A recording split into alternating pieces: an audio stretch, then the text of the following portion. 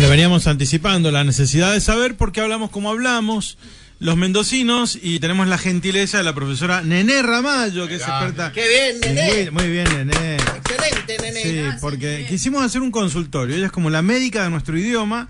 Los sábados sale su columna en el diario Memo, pero en la semana nos gustó, una vez al mes por lo menos, si ella quiere, ¿no? Llevarle las preguntas de la gente, de nuestra audiencia, sobre cómo hablamos. Buen día, Nené Ramallo, ¿cómo le va? Buenos días, ¿cómo están ustedes? Bien, un gusto escucharla nuevamente. Bueno, hay un montón de preguntas que nos han ido mandando ayer y hemos acumulado, y ahora también pueden mandar algunas, si bien el tiempo no es mucho, pero, por ejemplo, nos habían planteado si el mendocinismo existe, o si somos tan agrandados los mendocinos que pensamos que hablamos distinto, y en realidad usted nos lo dijo en la nota que le hicimos hace poco, nos dejó a todos realmente anonadados, porque usted nos dijo, no son palabras mendocinas, son palabras que vienen de acá, de allá, de otro lado, no son propias nuestras. Entonces ahora, existe no diría dialecto, que sería muy exagerado y muy preciso, pero existe una forma de hablar en mendocino, Nené.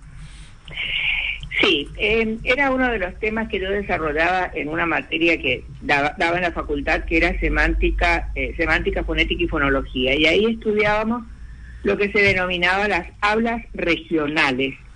Al final del siglo XX y ya en el siglo XXI hay una valoración de las hablas regionales. En la Argentina tuvimos una prestigiosa lingüista de Bahía Blanca, ya falleció ella, Beatriz Fontanella de Weinberg, que hizo el estudio del español de la Argentina y sus variedades regionales. Y entonces ella estableció que en la Argentina hay 7 grandes regiones. Está, por supuesto, la primera de todas, la bonaerense, después la litoral, el NEA, que vendría a ser el noreste argentino, el NOA, el noroeste argentino, el centro, Cuyo y la Patagonia. Nosotros, lógicamente, nos incluimos en Cuyo, pero además el hablar de Cuyo no es igual para todo Cuyo, sino que se forman 2 subunidades. Por un lado están San Juan y Mendoza, y por el otro lado está San Luis.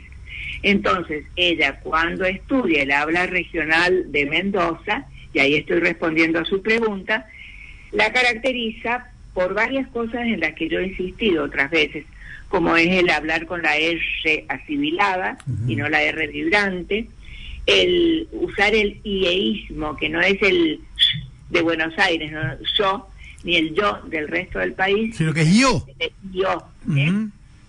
Claro, es muy regional eso. Y después algunas otras características a las que me puedo referir enseguida, como es el omitir las S finales, que es una característica de Mendoza, cuando le sigue otra consonante. La omitimos, o la elidimos, o la aspiramos, inclusive. Y eso sí es una marca regional. Cuando decimos las eras. Actualmente no nos reímos ya del habla regional, sino que la respetamos. Por supuesto que hay veces, sobre todo si estamos frente a alumnos, que corregimos algunas cosas porque pueden ser incorrectas en el habla regional y las tratamos de sustituir por formas que pertenecen al habla general. Pero sí podemos enorgullecernos de hablar de nuestra manera de hablar mendocina. Muy bien, está muy bueno. Acá hay una pregunta que dice, ahí se me fue, acá la tengo. ¿Por qué los mendocinos dicen hubieron y habían? ¿Por qué no pronuncian la última S de 6? Bueno, eso ya, de 6 unidades, por ejemplo, 6 unidades, la cera, o decimos los Andes. Claro. Eso ya lo explicó, pero ¿por qué decimos hubieron todo el tiempo? Bueno, a ver, los políticos lo dicen todo el tiempo en los discursos, ¿no? Sí, sobre todo para los lingüistas eso choca un poco porque nos enseñan las maneras correctas de utilizar el verbo haber. Por ejemplo, si yo digo no habrán clases por el sonda, inmediatamente el lingüista le dice no, se dice no habrá clases por el sonda. Y entonces ahí entra la historia del verbo haber. El verbo haber es un verbo que viene del latín habere, pero en latín significaba tener, no significaba haber, sino tener. Y se fue perdiendo ese significado a lo largo de la historia de la palabra. En la Edad Media todavía significaba tener, cuando decíamos, por ejemplo, habíamos 7 territorios, teníamos 7 territorios. Pero luego no, ya se reduce en la actualidad a 2 grandes usos. El de los tiempos compuestos, ahora los chicos no estudian verbos, pero los tiempos compuestos eran el pretérito perfecto, el pluscuamperfecto, esos que les hacían sufrir cuando les pedían la conjugación en la escuela. Por un lado es el verbo auxiliar, ¿no es cierto?, que perdía su significado porque lo adquiría el verbo principal. Si yo decía he amado, el verbo principal es amar y el otro es el auxiliar. Entonces ese es un uso, pero el otro es el valor de haber como existencial. O sea, allí el verbo significa que tiene vida, que tiene existencia y tiene carácter impersonal. ¿Qué significa que tiene carácter impersonal? Que no se conjuga en todas las personas, sino solo en la tercera persona del singular. Cuando yo lo digo en presente a eso, no me doy cuenta, porque digo, por ejemplo, hay varias personas en la puerta, y no se me ocurre decir hay poniéndole una N al final. Claro, está bien. Lo pongo en otro tiempo, por ejemplo, lo pongo en pretérito imperfecto, debo decir la misma oración, había muchas personas, porque tiene carácter impersonal. Ese carácter impersonal, ¿a qué se debe? A que lo que viene en plural a continuación no es el sujeto del verbo haber, sino que es el objeto directo. Había, ¿qué cosa? Muchas personas. Había, ¿qué cosa? Muchos cuadernos. O sea, el verbo va en singular, aunque lo que siga está en plural. Eso también lo usamos, no lo tenemos, no lo decimos todos los días, pero lo usamos. El verbo haber, cuando se usaba para expresiones de tiempo. Por ejemplo, yo estoy narrando y digo, años a, esto se hacía así. Años a, años en plural y a en singular, con uso impersonal. Y es primo hermano, digamos, del verbo haber por la impersonalidad, el verbo hacer, porque el hacer, cuando se refiere a expresiones temporales, también se pone solo en tercera persona del singular, por más que la gente lo diga mal. Y yo digo, afuera en este momento hace 4 grados y no hacen 4 grados. Claro. Y lo mismo, si me voy a referir a la cantidad de tiempo pasado, voy a decir, hace 10 años que no lo veo y no hacen 10 años. Eso se debe a que es un uso impersonal. Bien, igual lo decimos mal.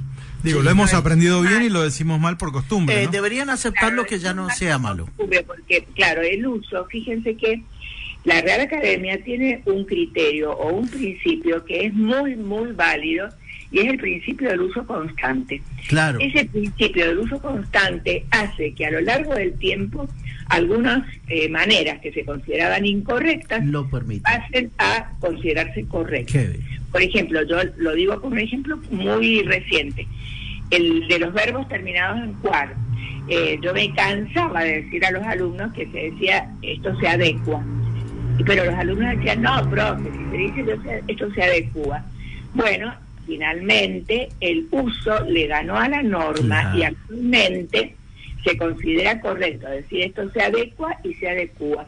Entonces, volviendo al verbo haber, quizás, nosotros lo hemos charlado en algunas conversaciones así con colegas, va a llegar un momento en que el uso de la forma con N le va a ganar a la forma impersonal, porque la mayor parte de la gente lo utiliza haciendo la concordancia con el plural. Bueno, el profesor tenía alguna duda sobre la palabra tomero, que es muy bonita, la palabra y la actividad del tomero, que es muy nuestra, ¿no? Claro, sí. Tomero es una palabra que a lo mejor en otra provincia no tiene absolutamente idea, claro. sentido. Para nosotros cobra vida porque tenemos la cultura del agua. Exacto. Tenemos un oasis y que no viviríamos sin el agua. Esa voz tomero se puede partir en dos. En el origen está toma, que es la abertura por la que se desvía parte del caudal del agua. Y por otro lado está la terminación o sufijo ero, que indica la profesión o el oficio. Decimos zapatero, lechero y decimos tomero. Bueno, esta figura tiene raigambre histórica porque ya desde el siglo XIX, siendo gobernador Arístides Villanueva, se sanciona la Ley General del Agua.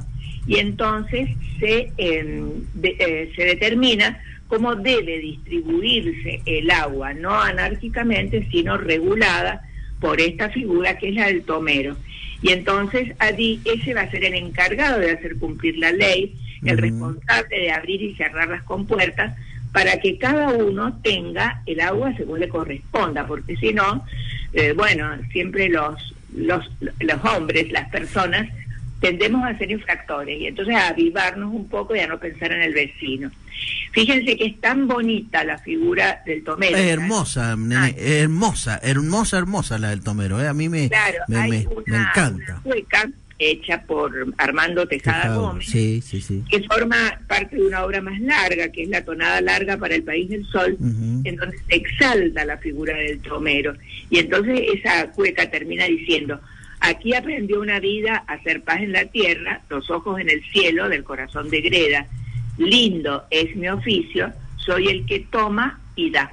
Qué bonito. Muy bien, muy bonito. Qué bonito. Yo la relacionaba con puestero también, que termina enero y también te dice lo que es, ¿no es cierto? A través del puesto, ¿no es cierto? A mí me gusta mucho también esas palabras, son bastante nuestras, ¿no es cierto? El puestero, el que vive allá a lo lejos, en el puesto, con sus animales y todas esas cosas. Y el tomero también, ¿no es cierto? Bueno, me encantan esas dos palabras, nene. Muy bien. Bueno, nos llegan algunos mensajes de la gente. Vamos con lo último porque se hace largo el tiempo y vamos a guardar preguntas para la próxima. Bueno, perfecto. Dice, ¿no le parece a la doctora que a la larga, en el paso de los años, se va a perder mucho el habla de cada región, ya que por muchos motivos se va a llegar a un aporteñado nacional por consumir tantos medios de ese lugar, nos dice? No. Bueno, ojalá que eso no suceda y que el habla regional se siga valorando.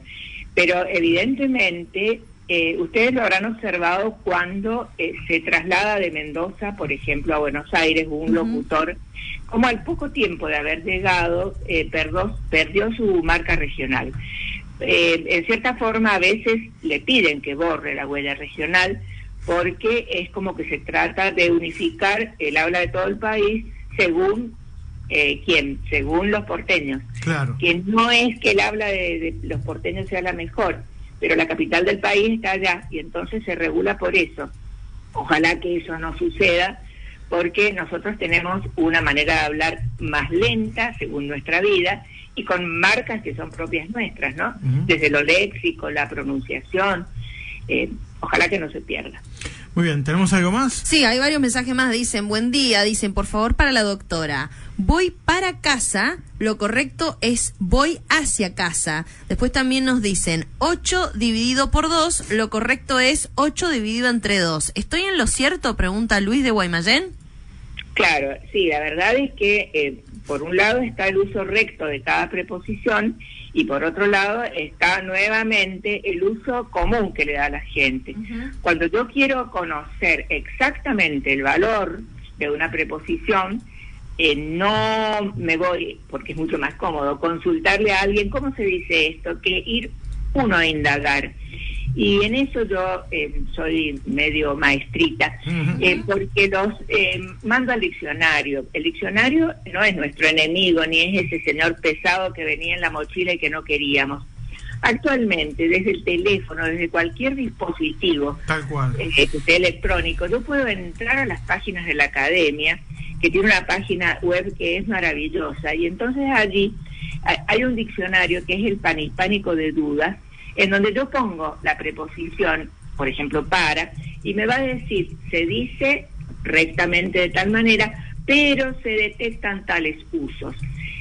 También hay otra fuente que yo recomiendo mucho, y es lo que se llama Fundación del Español Urgente. Exacto, que es muy buena para los periodistas. Claro, la FUDEU ha nacido para atender aquellas consultas que hacen los periodistas, que son los que llevan adelante el español con las modificaciones de todos los días. Por eso es el español urgente. Entonces uno pone la duda en el buscador de la FUNDEU e inmediatamente siempre hay un artículo que me va a decir esto sí y esto no, y esto se puede sustituir por tal cosa. Entonces, bueno, recién volviendo al para, sí, el para tiene un uso recto, que es el destinatario. Por ejemplo, yo hago esto para mi madre, pero tiene usos que no son los rectos, como el de hacia, voy para Guaymallén, voy hacia Guaymallén. Entonces, bueno, ahí está. Profesora, tenemos una inundación de preguntas, pero las vamos a sistematizar para la próxima salida porque realmente la gente está interesadísima con este consultorio de la palabra. Estamos muy agradecidos por su tiempo, siempre es muy gentil, ¿no? Bueno, sí, me había quedado alguna cosa que me habían mandado a preguntar y quizás, si me permiten... Sí, adelante. Sí, quedaron un montón, le aviso. Sí, hay muchas consultas. Pero adelante con lo que tenga a mano ahora. Claro, por ejemplo, me habían preguntado cómo es eso de que los mendocinos aspiramos las S finales. Sí, es una marca del hablar regional, pero eso sí tiene una explicación fonética, y es que cuando nosotros articulamos una sílaba cualquiera, por ejemplo, supongamos que yo tengo la palabra casco y tomo la sílaba cas, entonces allí puedo, en la sílaba cas, hablar de un primer momento que es explosivo, cuando mis órganos articulatorios tienen toda la fuerza, que sería la pronunciación de k, ¿no es cierto? Luego, el núcleo silábico, que es la vocal, que es la que se pronuncia con mayor fuerza articulatoria, pero claro, la fuerza articulatoria se disminuye en lo que se llama posición implosiva, o sea, el final de la sílaba, en este caso la S, que se pronuncia de manera imperceptible, no se pronuncia o se aspira. Y eso se nota como en la palabra casco, en el interior de palabras, pero también a veces entre palabras. Por ejemplo, si yo tengo que decir los días de tal cosa, se escucha algo así como los días, o sea, con esa S aspirada.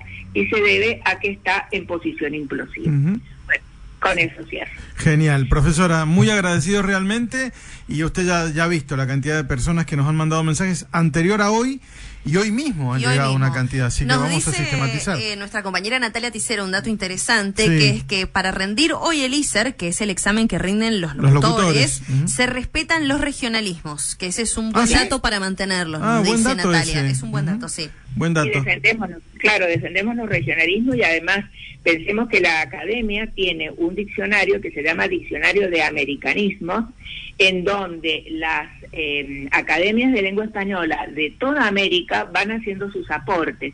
Y entonces, por ejemplo, una pregunta que ustedes me habían mandado y que yo no contesté hoy es la de la palabra miechica, que surge como un eufemismo, o sea, como un buen decir para la palabra que está tabuizada y que no la decimos al aire. Claro, tal cual. También caray respecto de la palabra que le encanta al presidente, ojo pucha respecto de otra que suena como malsonante, ¿no es cierto? Pucha, Entonces, o me cachen 10. Claro, miechica es una interjección, se usa sobre todo en Chile, también en Bolivia, nos llega a los mendocinos porque hemos formado alguna vez una zona lingüística con Chile, y es un eufemismo por la palabra que todos sabemos.